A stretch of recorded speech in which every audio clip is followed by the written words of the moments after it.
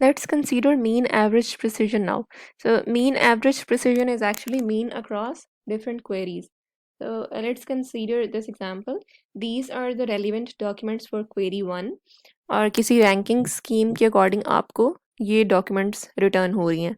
So you can find recall and precision at every rank value और these are the relevant documents for query 2 और इसी ranking scheme के according query 2 के लिए आपको ये डॉक्यूमेंट्स रिटर्न हो रही हैं और आप इनमें देख सकते हैं कि आपको रेलिवेंट डॉक्यूमेंट किन रैंक पोजीशंस के ऊपर रिटर्न हो रही हैं. तो इसके लिए भी क्वेरी 2 के लिए भी आप इसी तरह रिकॉल और प्रिसिजन फाइंड कर सकते हैं. And then you can find average precision for query 1 यानी जिस रैंक पोजीशन के ऊपर आपको रेलिवेंट डॉक्यूमेंट्स रिटर्न हो रही हैं उन प्रिसीजन वैल्यूज़ को आप सम करके divide by total relevant documents तो आपको एवरेज प्रिसीजन फॉर क्वेरी 1 मिल जाएगा. इसी तरह आप एवरेज प्रिसीजन फॉर क्वेरी 2 निकाल सकते हैं एंड फिर आप इन दोनों का एवरेज ले लें, मीन ले लें, तो that is the mean average precision. We also have navigational queries. A navigational query is actually a query which is entered with the intent of finding particular document or a website. यानी either the user is looking for a fact और मतलब user को पता होता है कि वो exactly किस चीज़ को देख रहा है और मतलब उसकी एक ही मोस्ट रेलिवेंट डॉक्यूमेंट होती है या आप कह सकते हैं या हो सकता है कोई एक मोस्ट रेलिवेंट वेबसाइट हो. जैसे आप जब फास्ट यूनिवर्सिटी की वेबसाइट खोलना चाह रहे हैं तो जब आप क्वेरी लिखेंगे तो आपकी एक ही रेलिवेंट डॉक्यूमेंट है यानी एक ही रेलिवेंट साइट है जो कि फास्ट यूनिवर्सिटी की वेबसाइट है. अब इस केस में आप सर्च इंजन की इवैल्यूएशन किस तरह से करेंगे? सो अगर आपको बहुत जब आप सर्च रिजल्ट आते हैं आपके पास, आपने फास्ट की वेबसाइट पे जाना है और आप गूगल में टाइप करते हैं और आपके पास लेट्स से फास्ट की वेबसाइट जो है वो 10वें नंबर पे जाके आ रही है. तो आपको जितनी एफर्ट करना पड़ रही है वो उससे पता चल जाएगा कि इस सिस्टम की ये सिस्टम कितना एफिशिएंट है. अगर आपको ज़्यादा एफर्ट करनी पड़ रही है तो इसका मतलब है कि ये कम एफिशिएंट है. अगर आपको वो शुरू में ही मिल रही है वेबसाइट तो इसका मतलब है कि वो ज़्यादा एफिशिएंट है. सो ये जो रैंक है जिस रैंक के ऊपर वो रेलिवेंट डॉक्यूमेंट अपीयर हो रही है दैट एक्चुअली मैटर्स. और इसका एक्चुअली इन्वर्स रिलेशन है यानी अगर आपको बहुत नीचे जाना पड़ रहा है तो सो उस केस में इसकी जो इवैल्यूएशन है वो बुरी होगी इस सिस्टम की. So it is an inverse relation with the rank. Consider rank position K of the first relevant document. पहली relevant document या site kth rank के ऊपर आ रही है तो आप reciprocal rank score use करेंगे सिस्टम को rank evaluate करने के लिए. So अगर एक query की बात कर रहे हो तो this is 1 by K and if we are talking about multiple queries तो आप in different 1 by K values for different queries का आप mean ले लेंगे. That would be mean reciprocal rank. So there are a few things about mean reciprocal rank. It is easily interpretable for the navigational queries. Navigational queries हम discuss कर चुके हैं. And if the relevant document appears at the first rank, then RR will be 1.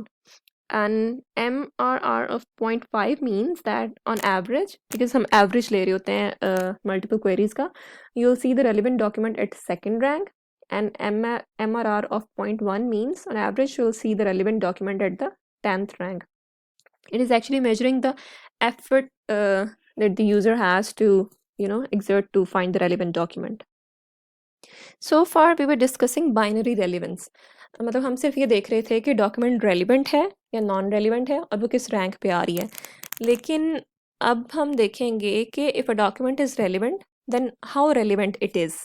यानी हम अब actually multiple levels of relevance देखेंगे और इसके लिए जो हम इवैल्यूएटिव मेजर डिस्कस करेंगे that is actually discounted cumulative gain.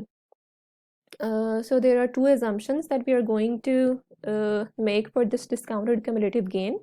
So first one is highly relevant documents are more useful than marginally relevant documents, and that is actually true. जो ज़्यादा relevant documents हैं, now we are actually considering the degree of relevance. So जो ज़्यादा relevant document है वो obviously user के लिए ज़्यादा useful हैं. और अगर एक relevant document आपके जब आप सर्च करते हैं और एक ज़्यादा रेलिवेंट डॉक्यूमेंट बहुत नीचे हो आपके सर्च रिजल्ट्स में, तो इट इज़ लेस चांस कि आप उस रिजल्ट तक जाएंगे और उसको एग्जामिन करेंगे. So the lower the ranked position of a relevant document, the less useful it is for the user. So this was the second assumption. Okay, so a discounted cumulative gain uses graded relevance as a measure of usefulness. और इस usefulness को हम gain भी कहेंगे. For examining a document, gain is accumulated starting at the top of the ranking. अब इस gain को हम हर rank के ऊपर इसकी value calculate करेंगे और फिर इसको हम accumulate करते जाएंगे. Hence the name cumulative gain. So gain is accumulated starting at the top of the ranking and may be reduced or discounted at the lower ranks. So जो टॉप रैंक होगा वहाँ पे गेन की value high होगी, और जैसे जैसे rank decrease करता जाएगा वैसे वैसे इस गेन या यूजफुलनेस जिसको हम गेन कह रहे हैं वो डिक्रीज होती जाएगी. सो अब लेकिन ये रिड्यूस किस तरह होगी, गेन की वैल्यू कितना डिक्रीज होगी. Typical discount is actually one by log of the rank. जैसे जैसे रैंक बढ़ता जा रहा है, यानी जैसे जैसे वो डॉक्यूमेंट आपको रिजल्ट सेट के अंदर ज़्यादा नीचे होगी तो आपको ज़्यादा एफर्ट करनी पड़ रही है, तो उसका जो रैंक है, जिस रैंक पे वो अपीयर हो रही है, उसके साथ रेसिप्रोकल रिलेशन है आप उसकी यूजफुलनेस का. ये हमारी सेकंड असम्पशन थी डिस्काउंटेड क्यूमुलेटिव गेन की. और सो हम सिर्फ 1/k नहीं ले रहे, because it is found through empirical evidence कि ये लिनियर रिलेशन नहीं है. मतलब ये इन्वर्स रिलेशन तो है, लेकिन ये लीनियरली इन्वर्स रिलेशन नहीं है, बल्कि लॉगरिथमिक रिलेशन है. So with log base 2, the discount at rank 4 would be 1/2 and at rank 8 it is 1/3. Discounted cumulative gain, or DCG for short, is the total gain accumulated at a particular rank P. So DCG is actually relevance of 1 plus, अब इसमें आप summation करेंगे 2 से लेके P तक, जिस rank तक आप कंसीडर कर रहे हैं. ये जो फर्स्ट वैल्यू है इसको हमने अलग से क्यों रखा है, बिकॉज log 2 of 1 is 0, तो इसलिए हम इसको अलग से कंसीडर कर रहे हैं. This is another alternative formulation of this same formula. इसमें आपने ये जो फर्स्ट डॉक्यूमेंट है, ये फर्स्ट रैंक है, उसको भी आप इसके अंदर ले आए, I is equal to 1 to P, और ये ज़ीरो से बचने के लिए, डिनोमिनेटर में ज़ीरो से बचने के लिए आपने यहाँ पे 1 ऐड कर दिया. और ये जो न्यूमरेटर है ये आपने खुद निकालना है. So this will actually be a good mathematical exercise for you guys. Okay, so let's consider an example of DCG. Consider these 10 documents, and these 10 documents, these are ranked actually. ये आपको इस rank में मिल रही हैं, ये 10 documents हैं, और ये जो नंबर है ये एक्चुअली उनकी रेलिवेंस बता रहा है फ्रॉम 0 to 3, यानी ये आपने एक रेंज कंसीडर की हुई है 0 से 3, जो डिग्री ऑफ रेलिवेंस बता रही है इन डॉक्यूमेंट्स की. So this is the first document और इसकी डिग्री ऑफ रेलिवेंस है 3. This is second document, it's degree of relevance is 2. और इसी तरह ये बाकी की जो डॉक्यूमेंट्स हैं उनकी भी आपके पास डिग्री ऑफ रेलिवेंस है. सो सबसे पहले हम डिस्काउंटेड गेन फाइंड करेंगे. 3 का डिस्काउंटेड गेन क्या होगा, फर्स्ट को हम एज इट इज़ कंसिडर कर लेते हैं, सो इट इज़ 3. अब सेकंड का डिस्काउंटेड गेन क्या होगा, this value at rank 2 divided by log of the rank. log of 2 is 1. इसी तरह आप थर्ड की भी ये डिस्काउंटेड गेन फाइंड कर लेंगे, तो आप हर रैंक के ऊपर डिस्काउंटेड गेन की वैल्यू फाइंड कर सकते हैं. ये जो लास्ट वैल्यू है इसके लिए जो रेलिवेंस है वो 0 है, तो न्यूमरेटर 0 हो गया. तो जब आप इसको डिवाइड करेंगे log ऑफ 10, क्योंकि इसका रैंक 10 है, तो टोटल वैल्यू आपके पास 0 ही आएगी. So these are the values of the discounted gain. अब आपने इसको कम्युलेट करना है. Cumulation is just the sum. सबसे पहली वैल्यू आपके पास 3 है, next value is this 3 + 2 5, and the third value is summation of first 3 values. फिर this fourth value is summation of 4 values, this is 0. So इसके अंदर सिर्फ 0 ऐड हो रहा है, तो आप कम्युलेट करते जा रहे हैं इस डिस्काउंटेड गेन को. सो अगर आप डिस्काउंटेड गेन को देखें तो ये डिस्काउंटेड गेन डिक्रीज हो रहा है, यानी यूजफुलनेस आपकी डिक्रीज हो रही है with this increasing rank. So अब हमारे पास डिस्काउंटेड कम्युलेटिव गेन आ गया, लेकिन we want to normalize it. इसकी हम रीज़न देखते हैं कि why we want to normalize the discounted gain. Let's say this is a ranking of query 1 and this is a ranking of query 2। अब query 1 के केस में आपके पास relevant documents कितनी आ रही हैं, 1 2 एंड 3, जबकि क्वेरी 2 के केस में ये टॉप 10 डॉक्यूमेंट्स के अंदर आपके पास रेलिवेंट डॉक्यूमेंट्स कितनी आ रही हैं, 9 डॉक्यूमेंट्स आ रही हैं। यहाँ पे सिर्फ 3 हैं और यहाँ पे सिर्फ 9 डॉक्यूमेंट्स, यहाँ पे आपके पास 9 डॉक्यूमेंट्स हैं। तो आप इन दो को कैसे कंपेयर करेंगे फिर across different queries?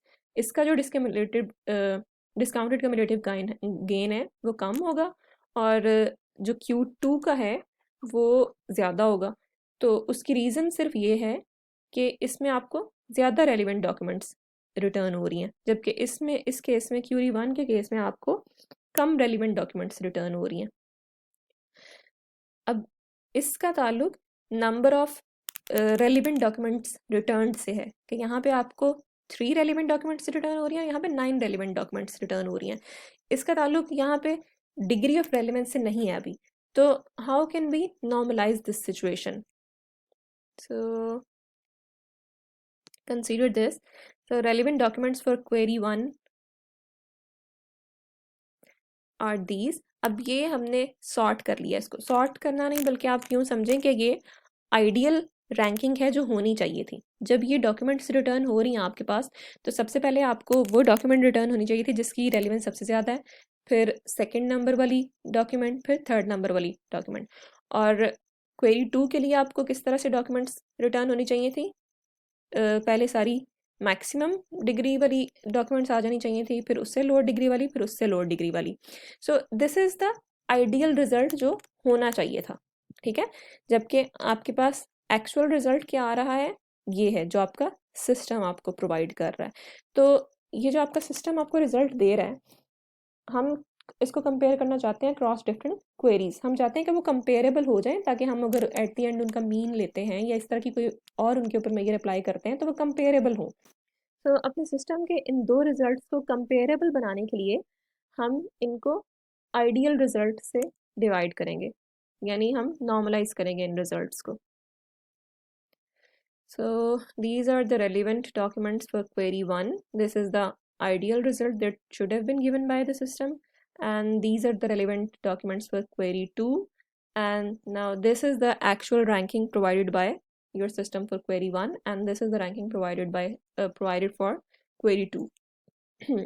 So if you calculate this discounted cumulative gain for Q1, तो आपके पास 4.7 वैल्यू आती है, और DCG of ranking for Q2 is 6.68। now this is the normalized discounted cumulative gain of ranking for query 1, and this is the normalized discounted cumulative gain of ranking for query 2। अब हम ये देखते हैं कि ये जो दो वैल्यूज़ हैं ये हमारे पास कैसे आई हैं।